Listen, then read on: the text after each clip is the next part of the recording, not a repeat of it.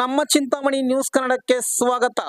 ಭಟ್ಲಳ್ಳಿ ಸರ್ಕಾರಿ ಪ್ರೌಢಶಾಲೆಯಲ್ಲಿ 155ನೇ ಗಾಂಧಿ ಜಯಂತಿ ಮತ್ತು ಲಾಲ್ ಬಹದ್ದೂರ್ ಶಾಸ್ತ್ರಿ ಜಯಂತಿ ಕಾರ್ಯಕ್ರಮ ಹಾಗೂ ಸ್ಮಾರ್ಟ್ ಗ್ರಂಥಾಲಯ ಉದ್ಘಾಟನೆ ಮಾಡಿದ ಕೆನರಾ ಬ್ಯಾಂಕ್ನ ಕೇಂದ್ರ ಕಚೇರಿಯ ಹಿರಿಯ ವ್ಯವಸ್ಥಾಪಕರಾದ ರಾಮಚಂದ್ರ ಕೆವಿರವರು ಇಂದು ಭಟ್ಲಳ್ಳಿ ಸರ್ಕಾರಿ ಪ್ರೌಢಶಾಲೆಯ ಆವರಣದಲ್ಲಿ 155ನೇ ಗಾಂಧಿ ಜಯಂತಿ ಹಾಗೂ ಲಾಲ್ ಬಹದ್ದೂರ್ ಶಾಸ್ತ್ರಿರವರ ಭಾವಚಿತ್ರವನ್ನು ಇಟ್ಟು ಪೂಜೆ ಸಲ್ಲಿಸಿ ಮಹಾತ್ಮ ಗಾಂಧಿರವರ ಜೀವನ ಚರಿತ್ರೆ ಮತ್ತು ಈ ದೇಶಕ್ಕಾಗಿ ನೀಡಿದ ತ್ಯಾಗ ಬಲಿದಾನದ ಬಗ್ಗೆ ವಿದ್ಯಾರ್ಥಿಗಳು ಹಾಗೂ ಆಗಮಿಸಿರುವ ಅತಿಥಿಗಳು ತಿಳಿಸಿದರು.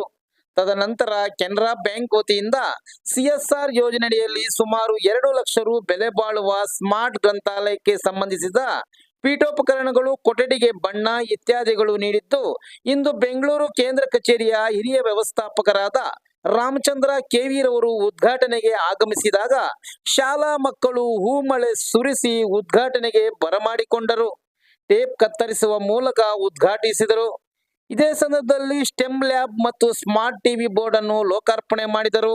ಸ್ಟೆಮ್ ಲ್ಯಾಬ್ ಮತ್ತು ಸ್ಮಾರ್ಟ್ ಟಿವಿಯನ್ನು ಕೋಲಿನ್ಸ್ ಏರೋಸ್ಪೇಸ್ ಸಂಸ್ಥೆ ಸಹಕಾರ, ಯುನೈಟೆಡ್ ವೇ ಎಜುಕೇಶನ್ ಪಾರ್ಟ್ನರ್ ಮತ್ತು ನೆಕ್ಸ್ಟ್ ಎಜುಕೇಶನ್ ರವರು ಕೊಡುಗೆಯಾಗಿ ನೀಡಿ ವಿದ್ಯಾರ್ಥಿಗಳ ಶೈಕ್ಷಣಿಕ ಪ್ರಗತಿಗೆ ದಾರಿದೀಪವಾಗಿದ್ದಾರೆ.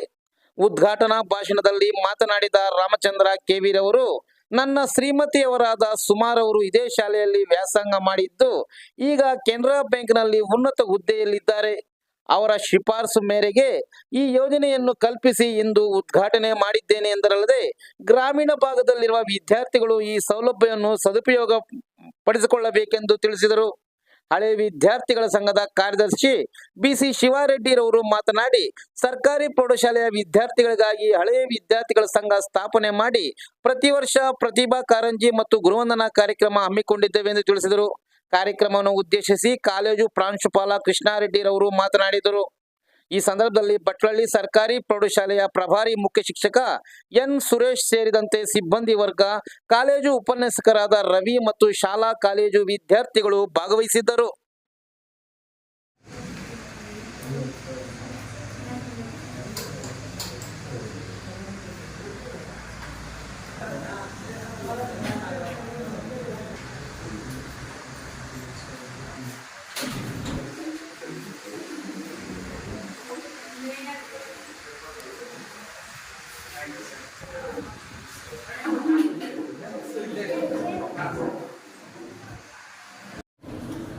ಈ ಕಡೆ ಬಂದಾಗ ಈ ಭಾಗದಲ್ಲಿರೋ ಜನರಿಗೆ ಮೊದಲು ನುಕ್ಕಲಾಗಲಿ.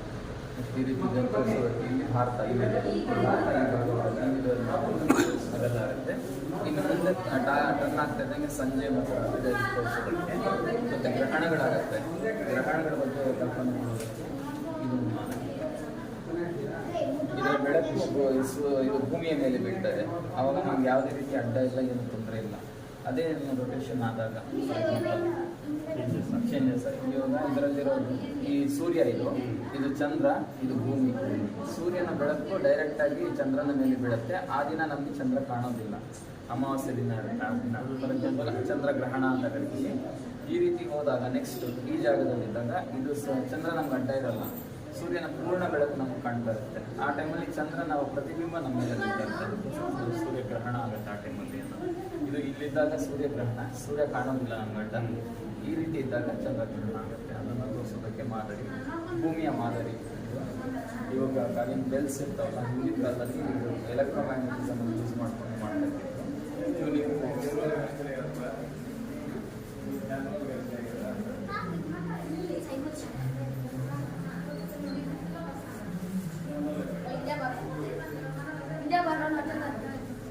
ಈ ಕಂಪನಿಗಳಿಗೆ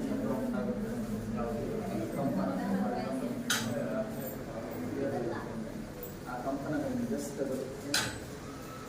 ಅದರ ಡಿಸ್ಟರ್ಬೆನ್ಸ್ನಿಂದ ಇದು ಎಷ್ಟು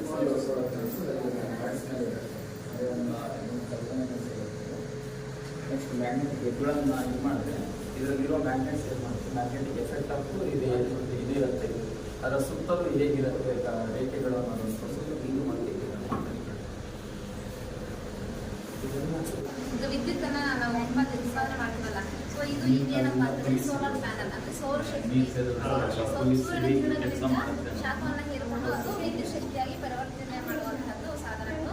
ಇದು ಏನಂತಂದ್ರೆ ಪವನ ಶಕ್ತಿ ಅಂದ್ರೆ ಗಾಳಿ ಒಂದು ಶಕ್ತಿಯನ್ನ ವಿದ್ಯುತ್ ಶಕ್ತಿಯನ್ನಾಗಿ ಪರಿವರ್ತಿಸಿ ಆ ವಿದ್ಯುತ್ತನ್ನು ನಾವು ಪುನಃ ಬೇರೆ ಬೇರೆ ಕಾರ್ಖಾನೆಗಳಾಗಿರ್ಬೋದು ಈ ಥರ ವಿದ್ಯುತ್ತನ್ನು ಉತ್ಪಾದಿಸಿ ಇದನ್ನು ಬಳಸ್ಕೊಳ್ಳುವಂಥದ್ದು. ಅಥವಾ ಈಗ ಚಿತ್ರದುರ್ಗ ಆ ಕಡೆ ಎಲ್ಲ ದೊಡ್ಡ ದೊಡ್ಡ ವಿಂಡ್ ಮಿಲ್ಸ್ ಇರುತ್ತೆ, ನೋಡಿದ್ದೀರಾ? ದೊಡ್ಡ ದೊಡ್ಡ ಫ್ಯಾನ್ ಹಾಕಿರ್ತಾರೆ ನೋಡಿ. ಸೊ ಅವುಗಳಿಂದ ವಿದ್ಯುತ್ ಶಕ್ತಿಯನ್ನ ಯಾವ ಥರ ತಯಾರು ಮಾಡ್ತಾರೆ ಅಂತ ಜಸ್ಟ್ ಒಂದು ಮಾಡೆಲ್ ನಮಗೆ ಅರ್ಥ ಆಗ್ತಿದೆಯಾ? ಇದು ನೆಕ್ಸ್ಟ್ ಏನಪ್ಪ ಅಂತಂದರೆ ಟ್ಯೂನಿಂಗ್ ಫಾರ್ಕ್ ಅಂತ.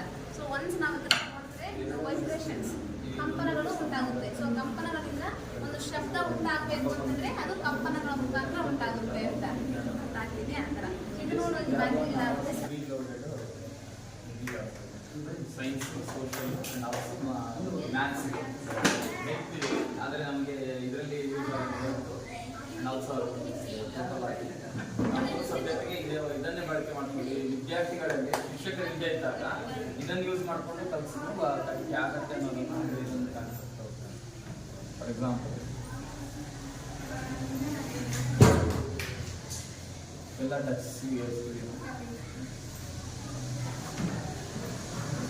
ನೆಕ್ಸ್ಟ್ ಎಜುಕೇಷನ್ ಒಂದು ಸಾಫ್ಟ್ವೇರ್ ಮಾಡಿ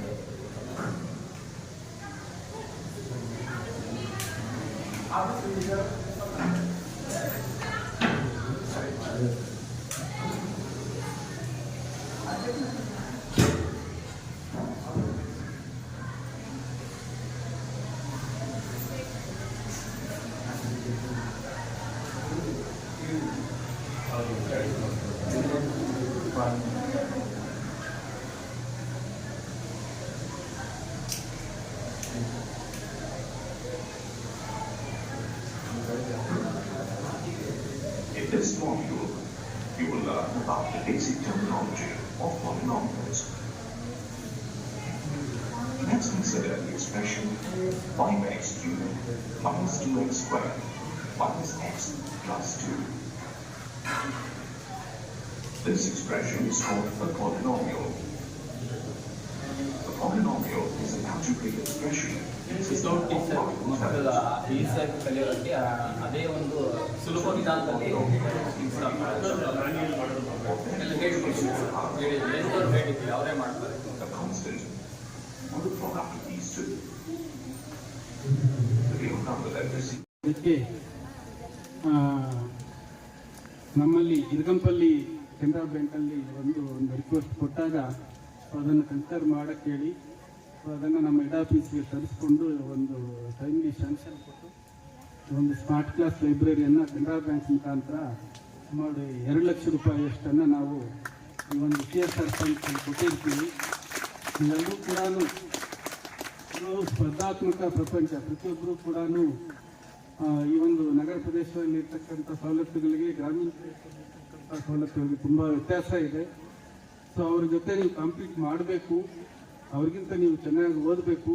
ಸ್ಪರ್ಧಾತ್ಮಕ ಪರೀಕ್ಷೆಗಳಲ್ಲೂ ಕೂಡ ಒಳ್ಳೆಯ ಫಲಿತಾಂಶ ತಗೊಂಡು ಒಳ್ಳೆಯ ಹುದ್ದೆ ತಗೋಬೇಕು ಅಂತಂದರೆ ಪ್ರತಿಯೊಬ್ಬರು ಕೂಡ ಆ ಒಂದು ಜ್ಞಾನಾರ್ಜನೆಯನ್ನು ಬೆಳೆಸ್ಕೋಬೇಕು.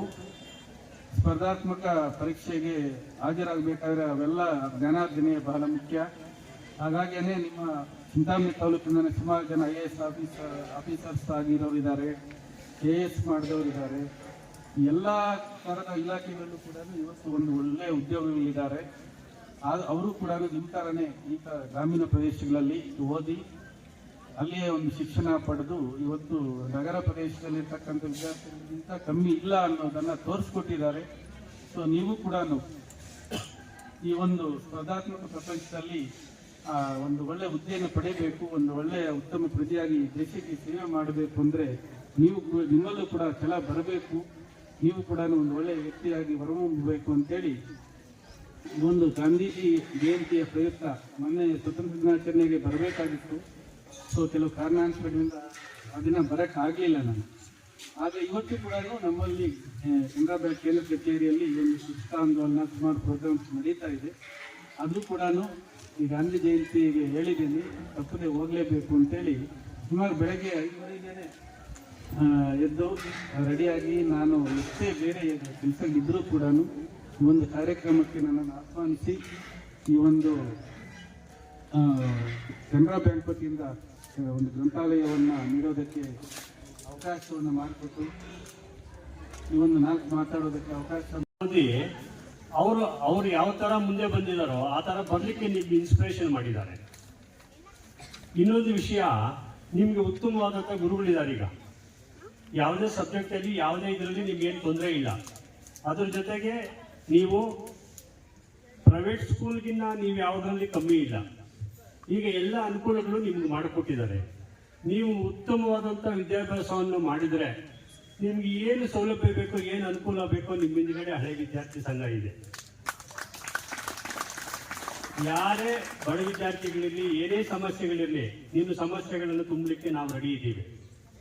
ಅದು ಕಾರಣ ನಮ್ಮ ಶಾಲೆಯಿಂದ ಬರ್ತಕ್ಕಂಥ ನೀವು ವಿದ್ಯಾರ್ಥಿಗಳು ಉತ್ತಮವಾದಂಥ ವಿದ್ಯಾಭ್ಯಾಸವನ್ನು ಮಾಡಿ ಉತ್ತಮವಾದ ಗುಣಗಳನ್ನು ಬೆಳೆಸ್ಕೊಂಡು ಸಮಾಜ ಸೇವೆಗೆ ನೀವು ಮುಂದೆ ನಿಮ್ಮ ಕಾರ್ಯಕ್ರಮವನ್ನು ವಹಿಸಿ ಈ ಊರಿಗೆ ಒಳ್ಳೆಯ ಹೆಸರು ತಂದು, ಈ ಶಾಲೆಗೆ, ಈ ಗುರುಗಳಿಗೆ ಒಳ್ಳೆಯ ಹೆಸರು ತಂದರೆ ಅದಕ್ಕಿಂತ ನಿಮಗೆ ಬೇರೆ ಇನ್ನೊಂದಿಲ್ಲ. ಕೆನರಾ ಬ್ಯಾಂಕಿನ CSR ಫಂಡ್ನಿಂದ ಗ್ರಾಮೀಣ ಭಾಗದಲ್ಲಿ ವಿದ್ಯಾರ್ಥಿಗಳಿಗೆ ಗ್ರಂಥಾಲಯ, ಸ್ಮಾರ್ಟ್ ಗ್ರಂಥಾಲಯವನ್ನು ವ್ಯವಸ್ಥೆ ಮಾಡಬೇಕು ಅಂತ ಹೇಳಿ 2 ಲಕ್ಷ ರೂಪಾಯಿ ಒಂದು ಅನುದಾನವನ್ನು ಅವರು ಕೊಟ್ಟಿದ್ದಾರೆ. ಕೆನರಾ ಬ್ಯಾಂಕಿಂದ ಅರ್ಜಿ ಹೋದ ತಕ್ಷಣ ಅವರು ಹೆಡ್ ಆಫೀಸಲ್ಲಿ ಅದನ್ನು ಪಾಸ್ ಮಾಡಿ ಇಲ್ಲಿಗೆ 2 ಲಕ್ಷ ರೂಪಾಯಿಯನ್ನು ವ್ಯವಸ್ಥೆ ಮಾಡಿಕೊಟ್ಟಿದ್ದಾರೆ. ಇಂತಹ ರಚನಾತ್ಮಕ ಕಾರ್ಯಗಳು, ವಿದ್ಯಾರ್ಥಿಗಳಿಗೆ ಅನುಕೂಲವಾಗ್ತಕ್ಕಂಥ ಕಾರ್ಯಗಳು ಇನ್ನೂ ಹೆಚ್ಚಾಗಿ ಮಾಡಬೇಕು ಅಂತ ಹೇಳಿ ನಾನು ಅವರಿಗೆ ಆಯುರ್ವೇದ ಐಶ್ವರ್ಯವನ್ನು ಕೊಡಲಿ ಅಂತ ದೇವರಲ್ಲಿ ನಾನು ಪ್ರಾರ್ಥನೆ ಮಾಡ್ತೇನೆ. ಸರ್, ಇನ್ನಷ್ಟು ಇಂತಹ ಶಾಲೆಗೆ ತಾವು CSR ಫಂಡ್ನಿಂದ ಬೇರೆ ಬೇರೆ ಕೆಲಸಗಳ ಮೂಲಕ ಹಣಕಾಸು ನೆರವನ್ನು ಒದಗಿಸಬೇಕು ಅಂತ ಅವರಿಗೆ ಕೇಳ್ಕೊಳ್ತಾ ಇದ್ದಾರೆ. ಥ್ಯಾಂಕ್ ಯು ಸರ್, ವಂದನೆಗಳು. ಮುಖ್ಯಸ್ಥರಾಗಿರ್ತಕ್ಕಂಥ ಸುರೇಶ್ ಸರ್ ಅವರು ಈ ಒಂದು ಸನ್ಮಾನ ಕಾರ್ಯಕ್ರಮವನ್ನ ನೆರವೇರಿಸಿಕೊಡ್ತಾರೆ. ತಮ್ಮೆಲ್ಲರ ಕಳಕಳಿಯಿಂದ ಚಪ್ಪಾಳೆ ಬರಬೇಕು, ಇನ್ನೂ ಜೋರಾಗಿ ಬರಬೇಕು. ಜೋರಾದ ಚಪ್ಪಾಳೆಯೊಂದಿಗೆ ಮೇಡಮ್ ಅವ್ರನ್ನ ಅಭಿನಂದಿಸಬೇಕು. ತಾವೆಲ್ಲರೂ ಸಹ